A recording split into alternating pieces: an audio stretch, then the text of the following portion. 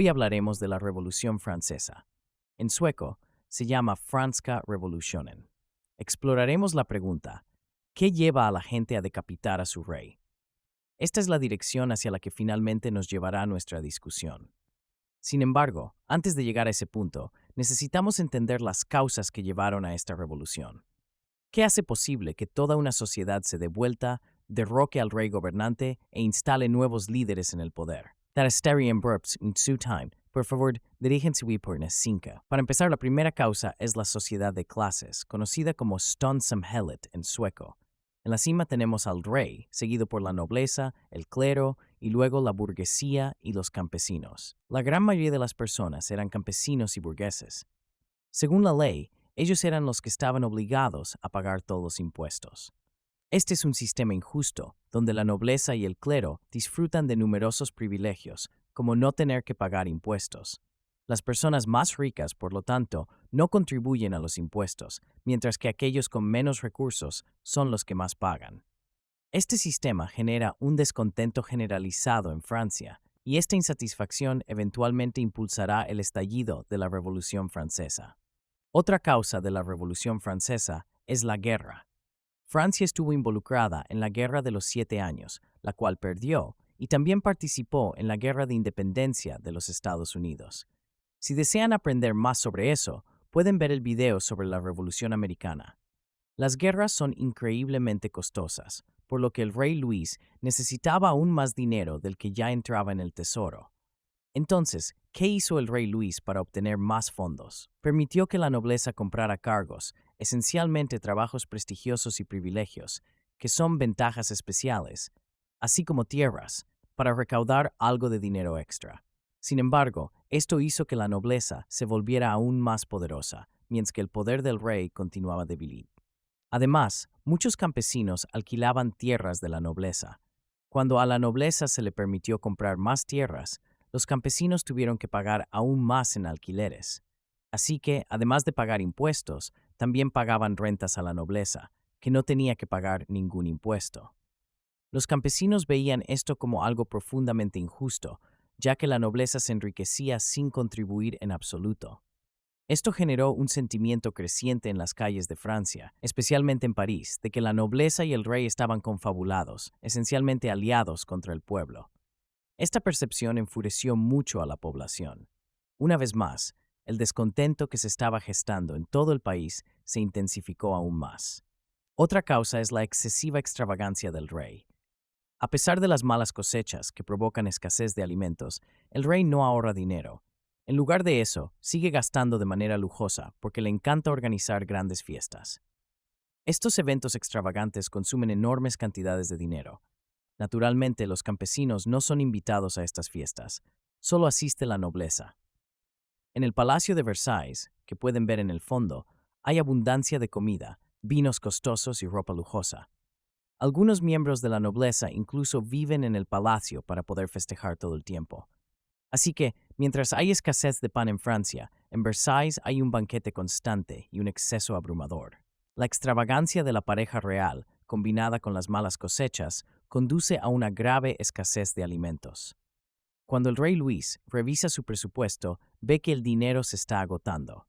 Sabe que necesita ahorrar, pero es terrible con las finanzas y sigue gastando. Entonces, ¿qué hace el rey para resolver esta situación? Aumenta los impuestos a los campesinos. La gente comienza a sentir que el rey y la nobleza están confabulados. Las malas cosechas provocan una escasez de pan en Francia, y al mismo tiempo se oye hablar de las grandiosas fiestas en Versailles. Además de todo esto, los impuestos se incrementan. Para resumir un poco, comenzando en la esquina superior izquierda, tenemos la Guerra de los 7 años y los costos asociados con la Guerra de Independencia. También tenemos las fiestas extravagantes de Luis en Versailles, que conducen a un aumento de impuestos a los vecinos. Además, el rey es adictivo a la nobleza. Las malas cosechas origen de velas grace de pan, hasta como de masates antes de secuirse a la hambruna. No hay escasez, los precios etuarc forest word no amber. Tenemos la sociedad de clases y la inspiración de los estadounidenses. Durante la Guerra de Independencia de los Estados Unidos, los estadounidenses lograron liberarse de un rey, lo que llevó a la gente a cuestionarse si realmente es necesario tener un rey. Todos estos factores conducen a un empeoramiento de la situación para los campesinos y a un aumento del descontento, mientras que la influencia de la nobleza crece y el poder del rey se debilita. Esto finalmente lleva al estallido de la revolución.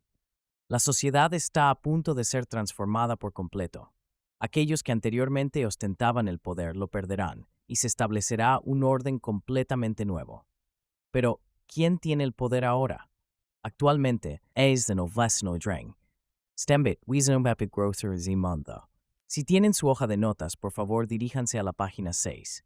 Antes de la Revolución, existía una institución llamada los Estados Generales, donde cada estado tenía un voto. Generalständerna en sueco. Este sistema significaba que los campesinos siempre perdían, ya que la nobleza y el clero usualmente votaban juntos, dejando a los campesinos sin poder a pesar de ser la mayoría. En respuesta, los campesinos formaron su propia asamblea, la Asamblea Nacional. La idea aquí era que cada delegado tuviera un voto. Si esta asamblea prevalecía, los campesinos tendrían la mayor parte del poder. Naturalmente, al rey no le agradó cuando se enteró de lo que habían hecho los campesinos. Habiendo ya perdido poder e influencia, el rey decidió cerrar las puertas a los campesinos cuando estaban a punto de reunirse. Sin embargo, los campesinos no se dieron por vencidos. En lugar de eso, se reunieron en una cancha de tenis, que era como un gimnasio. La pintura detrás de mí muestra el momento en que se reunieron en la cancha de tenis. Allí juraron un voto, conocido como el juramento del juego de pelota en inglés, de que no se irían hasta que Francia tuviera una nueva constitución. Este evento se llama Eden y Boset en sueco. Mientras tanto, el malestar crecía en las calles de Francia. Un evento muy significativo estaba a punto de ocurrir, la toma de la Bastilla. La Bastilla era una prisión a donde se enviaba a aquellos que causaban problemas al rey, como las personas que hablaban en contra de la autoridad real. El pueblo se sentía amenazado por el ejército, que estaba armado, por lo que creían que necesitaban armas. La Bastilla contenía tanto armas como pólvora. El pueblo decidió asaltar la Bastilla, y el ataque fue exitoso. Esta acción inspiró a otros, y pronto partes de Francia estaban en revuelta. Para evitar que las cosas empeoraran, la nobleza retrocedió y se vio obligada a adaptarse. Ahora, todos estaban obligados a pagar impuestos. En este punto, surgió la idea de redactar una Declaración de los Derechos del Hombre. Aquí hay una cita de la misma. Todos los hombres nacen y permanecen libres e iguales en derechos. As sepheber, maar su punto de partida crucial para la revolución.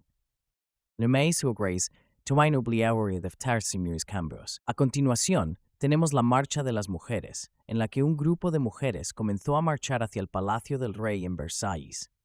Todavía había escasez de pan, y las mujeres querían protestar contra ello. Marcharon desde el ayuntamiento hasta Versalles. Los guardias, reacios a dañar a las mujeres, les permitieron abrirse paso hasta el palacio. La familia real intentó escapar, pero fue puesta bajo arresto domiciliario. Hemos pas de rey con poder absoluto a un rey que encerrara ese misenador. Pero ¿qué sucede después? El rey es ejecutado.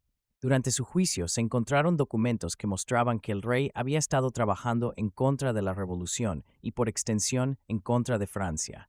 Había intentado que otros países intervinieran para que pudiera recuperar el poder. El rey fue entonces llevado a la guillotina. Fue ejecutado en enero de 1793. Sus últimas palabras antes de ser decapitado fueron: «Perdónalos, no saben lo que hacen». Es pasado de un rey que alguna vez tuvo todo el poder, o al menos una gran parte de él, a un monarca decapitado. La forma en que el pueblo trató a su rey fue algo completamente nuevo e inédito. Ahora introducimos un nuevo personaje en esta historia, Maximilien Robespierre. Fue una figura destacada durante la Revolución, un defensor y político de los jacobinos. Era conocido por su creencia en la democracia y la justicia. Sin embargo, después de la muerte del rey, la revolución se descontroló y la guillotina comenzó a usarse con mayor frecuencia. La guillotina, una invención relativamente nueva, se asoció estrechamente con la Revolución Francesa debido a su uso extensivo para ejecuciones. Robespierre y los jacobinos comenzaron a llevar a cabo purgas políticas, ejecutando a cualquiera que percibieran como una amenaza para la revolución. Este periodo se conoce como el Reino del Terror, o skräckväldet en sueco. No se permitía cuestionar la revolución. Si alguien lo hacía, corría el riesgo de ser ejecutado. Miles de personas, principalmente de la nobleza y antiguos partidarios del rey, fueron ejecutadas durante este tiempo. La gente vivía con el temor constante de convertirse en la próxima víctima. Tenían miedo de hablar y sospechaban unos de otros. Incluso aquellos que simplemente eran sospechosos de estar en contra de la revolución corrían el riesgo de ser enviados a la guillotina. Fue una época de terror, y por eso se llama el Reino del Terror.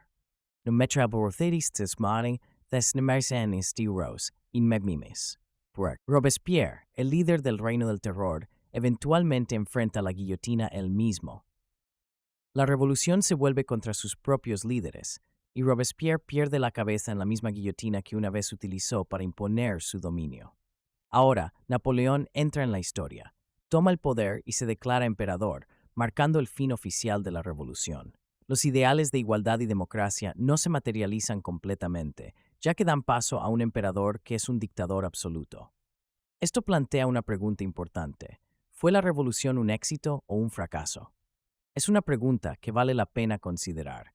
A primera vista, podría parecer que la revolución fracasó, ya que terminó con un nuevo dictador en el poder. Sin embargo, durante la revolución ocurrieron muchos cambios significativos. El antiguo sistema, donde los reyes y nobles tenían todo el poder, fue desmantelado y surgieron nuevas ideas sobre los derechos humanos y leyes independientes de la Iglesia. El mismo Napoleón fue un producto de estos cambios, y aunque fue un dictador, implementó muchas de las ideas de la revolución, como las nuevas leyes en el Código Napoleónico. Por lo tanto, podemos decir que la revolución tanto tuvo éxito como fracasó, dependiendo de cómo se mire. Ahora pueden pasar a la página 7 en su hoja de notas. Hemos llegado a la sección sobre los resultados de la revolución. Napoleón libró guerras por toda Europa, difundiendo la idea de que el poder debía provenir del pueblo. Esta idea se extendió por toda Europa, y muchos de estos conceptos se originan en la Revolución Francesa. Una vez más, volvemos a la pregunta: ¿fue la revolución un éxito? A largo plazo, la Revolución Francesa fue una parte clave en la democratización de Europa. Los privilegios de la nobleza fueron abolidos, lo cual fue una consecuencia directa de la revolución. El origen de una persona se volvió menos importante, ya que la competencia, lo que uno puede hacer, comenzó a importar más que el nacimiento. Vemos un cambio en toda Europa, donde el sistema de clases comienza a desintegrarse.